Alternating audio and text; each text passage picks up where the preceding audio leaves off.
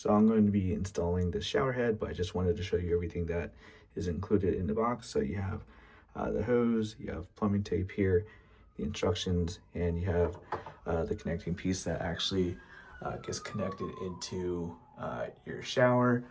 And then you have the shower head itself. So looking at the instructions, seems pretty simple.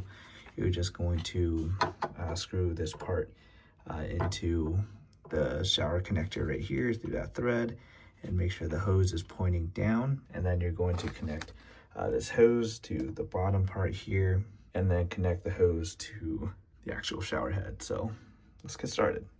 So as you can see, I put some plumbing tape on, and you're going to put it clockwise so that it doesn't interfere with this, because if you put it counterclockwise, it's going to run against this when we screw it in, because we're screwing it in clockwise. So just did that, and going to be screwing this in right here. So let's do it.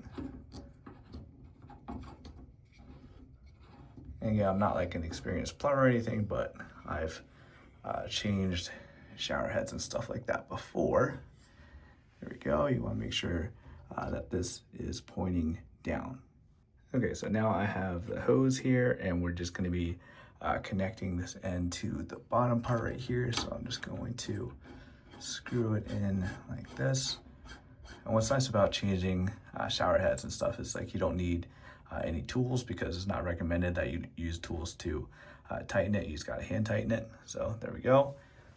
So we have that part there, and then we're going to connect this end with the shower head, and you just got to take off this plastic piece first. So I'm actually going to be needing both hands for this, but like I said, just this end and then this shower head here, we're just going to screw it together. And just like that, we have this installed and ready to go, and you could just hang this up here like that if you don't want to hand hold it, and then it will just shoot down on you. So yeah, pretty nice setup. Let's just check out the pressure. Before I forget, you could adjust the settings by turning this dial. I think there's a couple different settings, and if you really want to stop the water, you could just press in on this just to stop it, and it'll block it from coming out of the shower head. So here I have it turned on to one of the settings here, and like I said, if I wanted to stop the water, I could just do that and it'll stop it, and water will just drain from the bottom. But if I wanted to keep going, I just press that button and it will keep going. Then you have this mist setting here. You have the setting that's like a combination of the two. And in terms of the water pressure, I would say it is feeling pretty good. And if you're looking for an easy to install, easy to use shower head, then I would highly recommend picking this up.